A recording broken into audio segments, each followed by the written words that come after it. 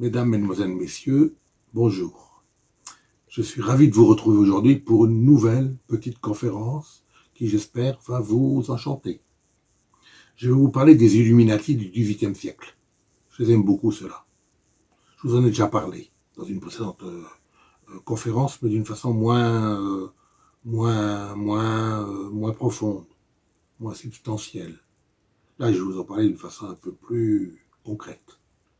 Alors, au XVIIIe siècle, on distingue deux formes d'illuminati, d'illuminés. Il y a les chrétiens illuminati, qui sont la plupart des francs-maçons, et des illuminati non chrétiens, qui sont anti-lumière. Alors, ces deux composants d'illuminati n'ont absolument rien à voir les uns avec les autres. Pourquoi ? Parce que elles ont des travaux tout à fait contraires les unes aux autres. Les Illuminati chrétiens, je vais vous les citer, je vous en cite quelques-uns, pas tous, parce qu'il y en a une bonne trentaine. Et les Illuminatans non chrétiens sont antagonistes. Donc, parmi les chrétiens, on distingue Martinez de Pasquali, le fameux Martinez de Pasquali dont je vous ai parlé, qui est le créateur des maîtres élus Cohen de l'univers. Louis-Claude de Saint-Martin, qui créa le martinisme. Jean-Baptiste Villermoz, qui créa la loge des chevaliers bienfaisants de la Cité Sainte. Swedenborg, également Cagliostro, qui fonda en 1786 la loge Misraïm, je vous en ai parlé, qui est faite, composée des hauts grades de la franc-maçonnerie templière allemande et des grades inférieurs de la Grande Loge d'Angleterre. Voilà, donc je vous en citais 5 là. Bon, c'est pas beaucoup, mais c'est déjà pas mal, déjà pas mal. Parmi les Illuminati non chrétiens, qui sont anti-religieux, donc qui sont pour les Lumières, et selon eux, les religieux sont anti-lumière. Donc on parle des Illuminaten, en allemand, de Bavière, d'Adam Weishaupt, qui, le 1er mai 1776, créa, ayant pris le surnom de Spartacus, créa les Illuminaten de Bavière. Alors, il aurait été bien imprudent pour lui de continuer s'il n'avait reçu l'aide, 3 ou 4 ans plus tard, d'un génie, le fameux le baron Adolf von Knigge, qui est né en 1752 et qui est mort en 1796 à l'âge de 44 ans, malheureusement. Alors c'est lui qui va faire véritablement la gloire des Illuminatins de Bavière. Voilà. Donc, le 1er mai 1776, je vous parlais surtout des Illuminatins de Bavière, qui sont véritablement les Illuminati dont on parle très souvent, les Illuminés, qui ont reçu le nom d'Illuminés en 1899, après que les frères eurent été lavés de tout soupçon contre la monarchie et l'Église, mais je vous en parlerai tout à l'heure. Donc, le 1er mai 1776, le fameux Adam Weishaupt, W-E-I-S-A-U-H-A-U-P-T, qui est né en 1848 et mort en 1830, fonde la Société des Illuminatins. Alors, il la fonde comment ? Il la fonde en créant 13 degrés par rapport à 3 classes. Quelles sont ces 3 classes ? C'est les novices, première classe, deuxième classe, les Minervales, troisième classe, les Minervales, illuminés. Ah, ah. Donc, dans la première classe, 4 degrés, deuxième classe, 4 degrés, et dans la cinquième classe, 5 degrés. Voilà. Voilà. Donc, dès le départ, Adam Weishaupt se pose deux questions essentielles. Comment recruter et comment recruter des gens puissants. Ah, des gens puissants. Donc, il va être bien en peine de recruter. Bien qu'en 1777, il sera, un an après avoir créé la Société des Illuminateurs, il sera initié à la franc-maçonnerie templière allemande. Mais, en tant que franc-maçon, il ne se plaît pas dans cette franc-maçonnerie templière, faite de multiples loges. Il ne se plaît pas et il est mal à l'aise. Aussi va-t-il rencontrer un personnage, Adolf von Kliege, le baron Adolf von Kliege, qui entre dans la Société des Illuminateurs en 1780. Alors, lui est très à l'aise en franc-maçonnerie, il a de nombreux compagnons d'armes. Et il va les chercher, c'est ce qu'on appelle, c'est ce qu'on a appelé dans le langage léniniste et trotskiste du début du XXe siècle, l'entrisme. Il fait de l'entrisme, c'est-à-dire qu'il prend il engage des francs-maçons à venir le rejoindre de la Société des Illuminateurs. Voilà. Donc, que va-t-il faire? Il ne touche pas aux 13 degrés de Weishaupt, de la Société des Illuminateurs de Weishaupt. Touche pas. Touche pas. Mais il en rajoute 3. Il rajoute 3 autres classes. Quelles sont-elles, ces classes? C'est les novices. Non, pas les novices, pardon, la pépinière. Novice, c'est pour Weishaupt. La pépinière, la franc-maçonnerie et les mystères. Mais de quel mystère parle-t-il? Des mystères d'Éleusis. Il s'est appuyé sur les mystères d'Éleusis. Donc je vous parlerai peut-être un jour, parce que c'est très intéressant, le mystère d'Éleusis. C'est très intéressant, très intéressant. Alors, donc, entre Weishaupt et von Kliege, il y a des heurts, il y a des disputes fréquentes, pratiquement chaque jour. Et von Kliege en a ras-le-bol, et il quitte la Société des Illuminateurs en 1784. Alors, les Illuminateurs sont haïs. Pourquoi? Parce que ils gardent, semble-t-il, de très grands secrets. Ils les gardent pour eux. Et ils font de l'entrisme, c'est-à-dire qu'ils récupèrent des francs-maçons qu'ils détournent de leur voie et qu'ils les engagent dans les Illuminateurs, dans la Société des Illuminateurs de Bavière.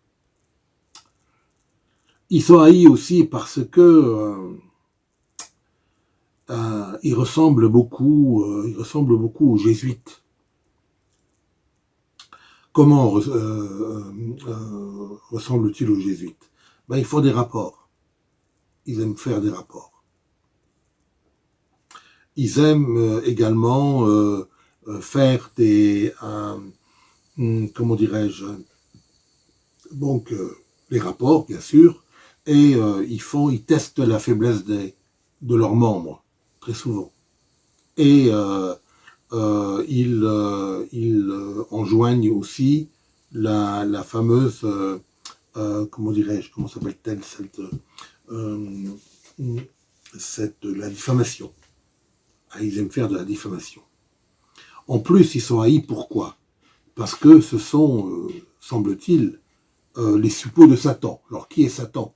C'est Joseph II, l'empereur du Saint-Empire romain germanique, qui a dépecé la Pologne et qui veut s'accaparer la Bavière. Donc, il il est antagoniste, c'est-à-dire il est l'adversaire du grand électeur de Bavière, Charles Théodore. Charles Théodore qui n'est pas du tout content que cela se passe ainsi, d'autant plus que en 1782, les Illuminatins sont haïs. Pourquoi? Parce que le 17 de juillet 1782, un groupe d'Illuminatins rencontra des francs-maçons à Wilhelmsbad, au couvent de Wilhelmsbad, et ils ont ourdi une révolution en France. Révolution qui se s'actera 7 ans plus tard, en 1789, que tout le monde connaît, la Révolution française, dont je vous parlerai peut-être un jour. J'aime bien la Révolution française, notamment Robespierre et Danton. Donc les voilà haïs par le grand électeur Charles Théodore, qui les met hors la loi en mars 1785. Il les met hors la loi. Alors, il se sauve un petit peu partout, il migre un peu partout, et il faut sauver les Illuminatins. Alors, s'en charge le grand-duc de Saxe-Gotha-Altenbourg, Frédéric Auguste III, qui les accueille dans son domaine, dans son château, qui accueille notamment Weishaupt et Bode. Bode, c'est un journaliste, mais qui est devenu le grand maître de l'ordre des Illuminatins. Donc, il s'étripe aussi à ce niveau-là, il s'étripe entre Weishaupt et Bode. Bode est pour une franc-maçonnerie éclairée qui reviennent vers les temples de la sagesse. Alors que pour Weishaupt, lui, il s'en fout royalement des francs-maçons. Pour lui, franc-maçon veut dire investir les francs-maçons, les conquérir et faire de l'entrée, c'est-à-dire les ramener dans son berceau. Mais Weishaupt ne reste pas inactif. Il va à droite et gauche. Weishaupt voyage en France. Il rencontre à Paris Pierre-Paul Savalette de Lange, qui est le grand trésorier du Trésor Royal. Du Trésor Royal. Et grand franc-maçon. Très grand franc-maçon. Un ami à Weishaupt, Frédéric Wettner, rencontre en Italie le cardinal Borgia. C'est pas le Borgia dont on parle à la fin du XVe siècle, début du XVIe, qui est mort en 1503, Alexandre VI. Il s'agit du Borgia qui vient beaucoup plus tard, 2 siècles plus tard, et qui est le grand maître de l'ordre de Malte. Alors, il faut dire que comment s'est déroulée l'arrestation de Weishaupt. Comment s'est déroulée l'arrestation de Weishaupt? Eh bien, on parle beaucoup d'une intervention cosmique, d'une intervention divine. Weishaupt gênait peut-être, parce qu'il avait été d'une part approché par le baron de Rothschild, qui lui avait demandé en 1670 de créer une nouvelle société, une société qui puisse diriger toutes les nations. C'était quand même assez osé, d'une part. Et d'autre part, Weishaupt a tout fait pour se mettre à dos les francs-maçons et bien d'autres. Mais dans ces années, notamment en 1785, lorsque la société des Illuminatins est mise hors la loi par Charles Théodore, le grand électeur de Bavière, au mois de juillet, un coursier de Weishaupt qui s'appelle le Père Lanz, surnom Syracuse, est foudroyé en pleine rue. Donc la police se fout dans ses bagages et il découvre des documents compromettants. Maintenant, elle se dirige vers la maison de Weishaupt. Weishaupt n'est pas à la maison, heureusement pour lui, car il aurait été arrêté, et il découvre des documents très compromettants qui découlent de la fameuse réunion secrète de Wilhelmsbad du 17 juillet 1782. Donc Weishaupt il a filé où? Ben, il file avant d'aller chez le fameux grand-duc Frédéric Auguste III, il file à Moscou, où il va œuvrer dans la succursale du Grand Orient de France, qui vient d'ouvrir depuis quelques mois à Moscou. Donc il travaille là-bas et ensuite il va être récupéré par le grand-duc Frédéric Auguste III, le grand-duc de Saxe, non pas Cobourg-Gotha, mais Gotha-Altenbourg. Alors il y a également à la fin du XVIIIe siècle 2 livres qui vont faire beaucoup de mal à cette société des Illuminatins. Quels sont ces livres? Le premier livre, c'est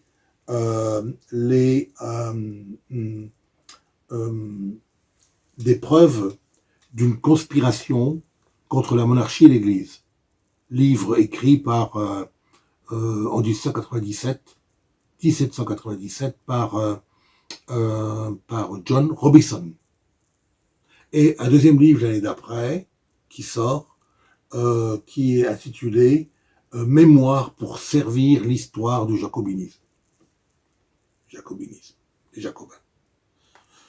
Donc, ce livre est écrit par l'abbé Augustin Baruel. Alors, ces livres ont fait beaucoup de mal, notamment des preuves d'une conspiration contre la monarchie et l'Église. Ils font beaucoup de mal aux frères Illuminatins. Mais bon, cette suspicion sur les frères Illuminatins est levée en 1799, et c'est une époque où les Illuminatins de Bavière deviennent les Illuminés, en bon français, les Illuminés de Bavière. Donc on les appelle non plus Illuminatins maintenant, seuls les spécialistes les appellent encore Illuminatins, mais bon, je ne suis pas un spécialiste des Illuminatins, mais les Illuminés de Bavière. Voilà, donc qu'est-ce qu'il y aura ensuite? Ben, il y aura Weishaupt continuera à vivre paisiblement jusqu'au jour, semble-t-il, c'est ce qu'on dit, où il fut assassiné par les gens qui lui avaient demandé de créer cette société secrète. C'est-à-dire par la famille Rothschild. Alors, est-ce que c'est vrai? Est-ce que c'est pas vrai? Est-ce que c'est canular? Fake news? C'est pas. Je suis pas allé vérifier. J'ai pas fait des vérifications plus approfondies. Donc, je ne peux pas vous dire. Ben voilà, en ce qui concerne les Illuminati non chrétiens et les Illuminati chrétiens. Les Illuminati chrétiens, j'en ai parlé dans une précédente conférence, donc vous pouvez aller voir sur Mathias de Pasquali, sur Jean-Baptiste Villermoz, etc., qui étaient très amis l'un et l'autre. Là, Mathias de Pasquali est mort en 1784 en allant chercher, en 1774, paraît-il, oui, 1774, en allant chercher un héritage à sa domaine. Donc il était maçon, maître des élus Cohen de l'univers, mais était quand même un peu matérialiste. Hein. L'argent, ça l'intéressait. Voilà. Et Jean-Baptiste Villermoz, qui est le grand réformateur de la franc-maçonnerie, qui a créé de nombreuses loges, donc, dont la société des chevaliers bienfaisants de la Cité Sainte. Voilà, merci de m'avoir écouté, et à très très bientôt pour d'autres conférences qui, je pense, vous intéresseront énormément. Merci.